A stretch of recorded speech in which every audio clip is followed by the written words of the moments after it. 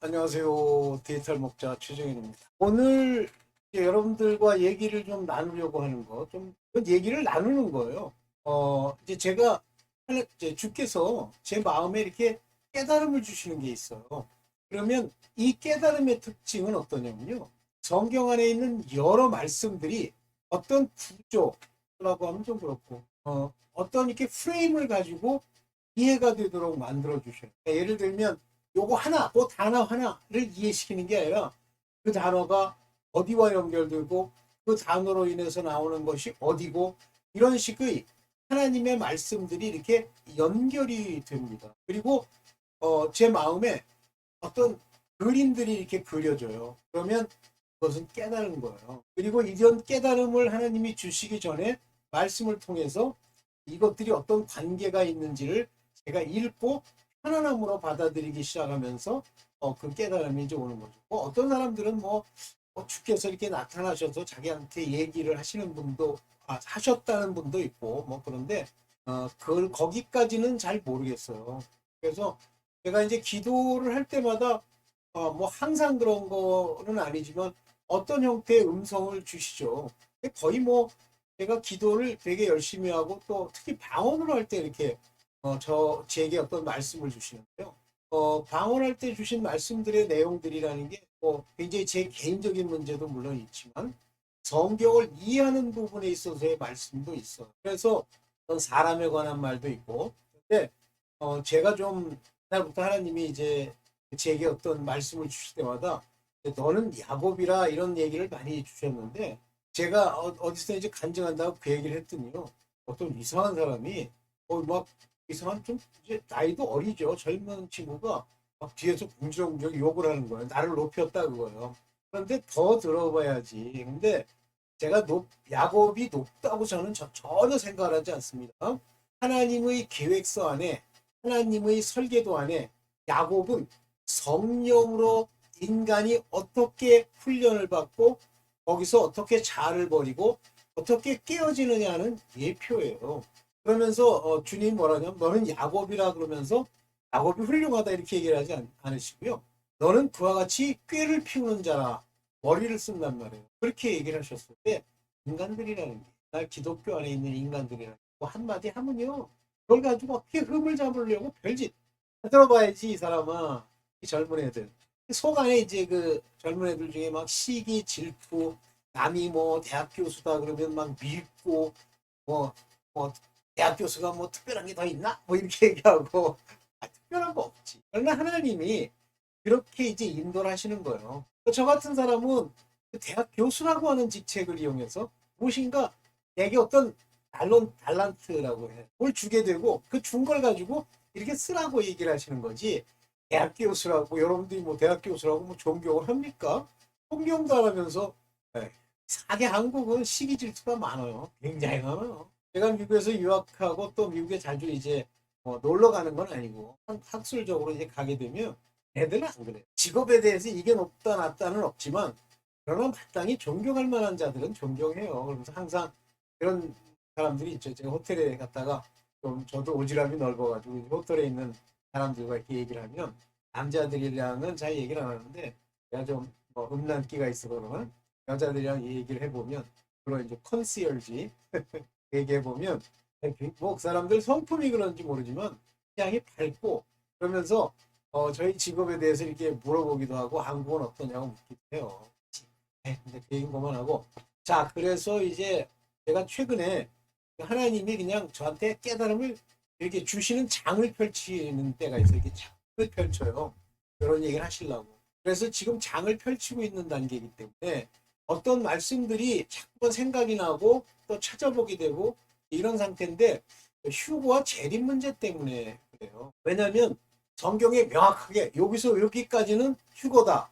그래서 구름에서 너희를 영접하고 혼인 잔치를 한다. 이렇게 뚜렷하게 얘기하고 여기서부터는 내가 시온산에 재림해서 이렇게 얘기를 안 하시고요. 두 개가 애매모호하게 이렇게 얽혀 있습니다. 근데 저는 휴거가 있다고 봐요. 어디가 휴거에 관한 표현이냐 이건 딱 한 가지만 제가 잡고 있어요. 그게 뭐냐면 데살로니가 전서죠. 구름에서 우리를 영접하시리라 이 말 구름에서 영접한다는 게 구름으로 올리신다는 얘기 아니에요? 제가 바이블 빌리버들의 그런 너무 좀 원초적이고 어, 말 그대로의 이야기로 받아들이는 그 바이블 빌리버들 이 양반들에 대해서 뭐 100% 좋다 이렇게 생각하지 않지만 또 괜찮다라는 부분도 있어요. 그러나 성경 안에는 미스터리 형태의 영적으로 그거를 전달하고 있는 케이스가 많죠. 이런 식으로 하나님이 장을 펼치시고 나로 하여금 성경을 읽고 또 그 부분에 대해서 자꾸만 이렇게 어떤 과정으로 인도해 가세요. 그런 초기 단계인데 인자의 임함도 이와 같다라고 하는 표현이 나오는 성경 구절이 있습니다. 주로 마태복음 24장, 25장에 그래요. 근데 마태복음 24장은 여러분들도 잘 아시다시피 예수 그리스도께서 이제 오시기 직전이라는 환란과 또 사람들에 관한 이야기들이잖아요. 그래서 그 얘기를 그냥 해보는 거예요. 뇌피셜일 수도 있습니다. 제 생각에 근거한 것일 수도 이거는 절대 맞는다 하는 게 없어요. 그러나 어떤 건 맞는다 하는 게 있습니다. 뭐냐면 제가 뭐 예정론도 한번 말씀을 드렸습니다만 그 예정론에서 나오는 어떤 사람들이 어떤 절차로 반드시 뭐 어쩌고 다 거짓말이에요. 예정론 자체를 지멋대로 막 음해하려고 이 속는 거예요. 예정론이라는 건 설계도적 예정론이지 개인의 움직임의 예정론이 아니란 말이에요. 여러분들 뭐 다시 한번 조금만 얘기하면 사람들이 예를 들면 뭐 해충을 박멸한다고 하면서 예를 들면 뭐 징그러운 빼고 뭐 어떤 해충들이 있다고 합시다. 그걸 박멸하려고 할 때 박멸하는 그 일종의 뭐 덫은 아니죠. 그 뭐 기름을 부어가지고 뭐 유인하는 통을 놓잖아. 그러면 만약에 모기라고 하면 우리 모기가 다 글로 와가지고 빠져 죽습니까? 아니죠. 근데 어떻게 돼요? 점점 수가 줄어가잖아요. 어느 순간에는 없어집니다. 그래서 이게 이제 요즘 최근에 인간이 만들어 놓은 그런 것 때문에 굉장히 많은 벌들이 사라졌잖아요. 그 벌들이 한두 마리입니까? 수십억 마리지? 근데 그게 왜 죽습니까? 인간이 만들어 놓은 그것 때문에 죽는 거 아니에요? 그러면 벌은 자유의지가 없어요? 벌 보고 자유의지가 그러니까 어떻게 있어도요. 결과적으로는 그렇게 가는 거예요. 동물에게 덫을 놓으면 굉장히 주의한다고 지 딴에는 막 열심히 피하고 냄새 맡고 주위를 두리번거리지만 결국 덫에 빠지잖아요. 그게 인간이에요. 그런 과정에서 이제 한번 얘기를 해보려고 합니다. 그래서 인자의 임함이 그렇게 표현된 부분에 그게 휴거다. 이제 좀 이 마음이 강팍한 사람은 또 아니다 그러는데 아니면 아닌 대로 가면 되고 휴거가 있다 그러면 기쁨으로 가면 되지. 휴거가 있다고 그래서 신앙, 믿음, 그 가는 하나님께 대한 복종, 순종, 경외 다 버리고 그냥 휴거만 바라고 이제 난 휴거 될 사람이 하면서 코나 이렇게 후비면서 갑니까? 그런 소리 하고 있어. 아 휴거가 아니라 재림만 있다 그러니까 그 다음부터는 막 뭐 어떻게 해요? 휴거가 있으면 기뻐하는 거고 재림이 되면 또 그것도 기뻐하는 거지. 뭐 없다 그러면 배신할 거예요. 여러분들이 필요하다면 이제 좀 읽어 보세요. 인자의 이망과 관련된 부분인데 이제 먼저 그냥 제가 얘기로만 몇 가지 얘기를 해볼게요. 뭐냐면 커서가 미안하네. 왜 커서가 여기 아이고 지금 이제 여기 이렇게 깔아놓고 여기 보는 건데 제가 한번 잠깐 한번 읽으면서 한번 볼게요. 뭐라 개혁성 이제 개혁 마태복음 24장 15절인데요. 그러므로 너희가 선지자 다니엘의 말한 바 멸망의 가증한 것. 우리나라는 이렇게 표현하니까 뭐 이상하게 이걸 자꾸 해석을 하려고 하는데 여기 보면 이게 영어로 제대로 나올는지 모르겠습니다만 abomination of desolation이에요. desolation이라는 게 황폐, 막 다 없는 것, 광야, 뭐 사막 같은 모양이죠. 거기에 이제 이게 보기도 싫은 거, 막 이상하게 생긴 거 있잖아요. 그걸 얘기하는 거. 그것이 이거 보거든인데 어디에 보냐면요. 여기서 본다고 돼 있어요. 홀리 플레이스. 홀리 플레이스라고 불리는 데가 사실은 여러분들이 이제 성경을 뭐 제가 신학교에서 가르쳐 준 건 아니고 성경을 읽으면서 이렇게 보면요. 이 거룩한 장소라고 하는 말이 나오는 데가 모세가 시떨기에 불이 붙은 걸 볼 때 그 천사가 이르기를 거기는 거룩한 곳이니 신의 발에 신을 벗으라라는 얘기가. 거기랑 베델 있죠? 베델. 야곱에 가면서 베델에서 단을 쌓고 아버지께 저것을 베델.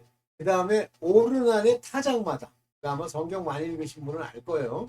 다윗이 오르난의 타작마당에 가가지고 그 하나님의 그 언약 예를 들고 오죠.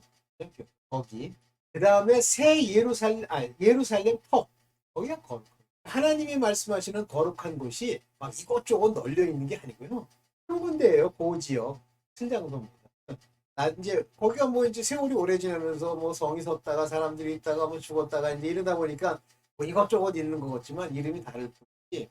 그래서 베델이라는 말도 베라는 게 집이라는 뜻이죠. 벨이라는 건 엘로힘, 벨이라는 건 하나님 얘기, 하나님의 집 이런 뜻이에요. 자, 죄송합니다. 그러면 거룩한 곳은 그곳이니까 지금 뭐 이스라엘이 고민하는 제3성전이 어쩌고 저쩌고 같아요. 그러니까 그거에 대해서 뭐라고 확신이 있는 건 아니고요. 그런데 마태복음 24장 21절에 보면은 그냥 읽을게요. 보면 이는 그때에 큰 환란이 있겠습니다. 영어로는 Great Tribulation이에요. Great Tribulation. 큰 Tribulation 있겠습니다. 지금까지 상세로 이런 환란이 없었다는 게 굉장히 큰 환란인 거죠. 여기 나오는 영어로는 이제 상세부터라는 표현을 이렇게 썼더니 영어로는 the beginning이라고 썼는데 이거는 아르케라는 헬라어의 아르케, 태초에 쓸 때도 아르케라고 쳐요.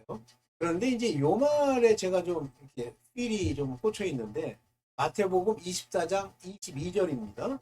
그 날들을 감하지 아니할 것이면 모든 육체가 구원을 얻지 못할 것이. 그러니까 모든 육체가 구원을 얻지 못한다는 말이 그대로 물론 구원입니다만 우리가 말하는 영어로는 salvation 이렇게 부르는 거죠.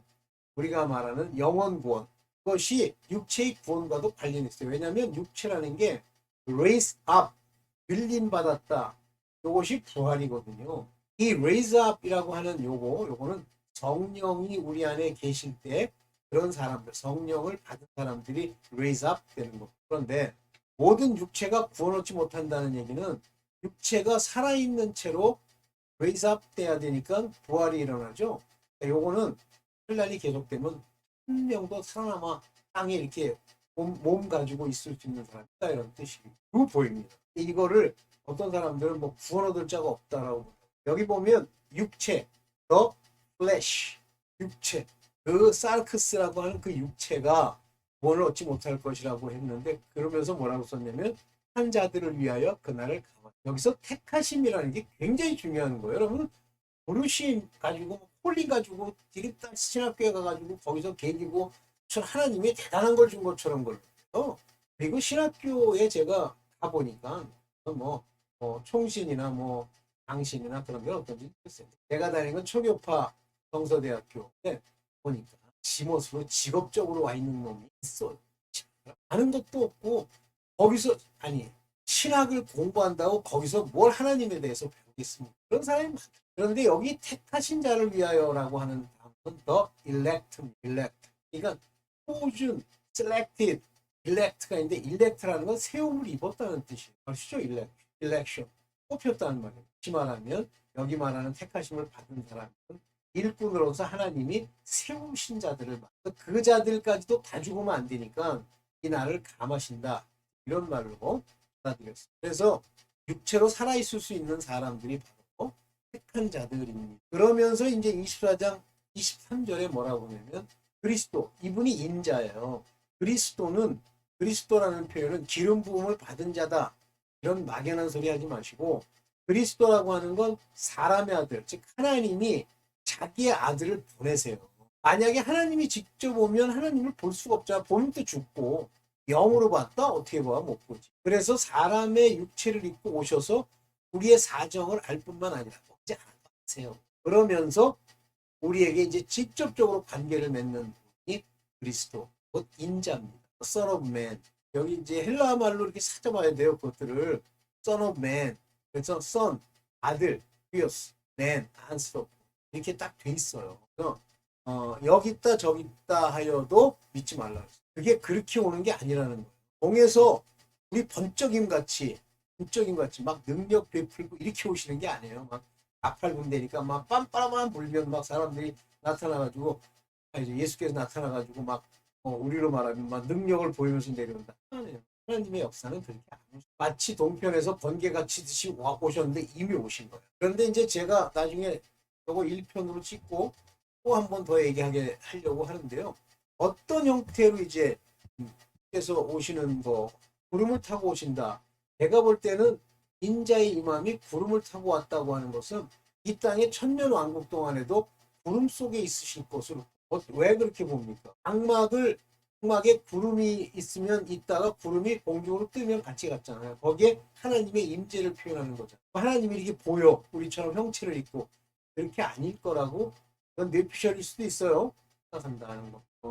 시간이 많이 지나서 그래서 이와 같이 인자의 임함에 관한 이야기의 1편을 좀 짧게 이런 정도로 제가 일종의 문을 뜨고 적극적으로 또 2편, 3편을 통해서 말씀을 좀 드리겠습니다. 오늘 일단 여기까지만 하겠습니다. 네, 저는 디지털 목자 최준영입니다.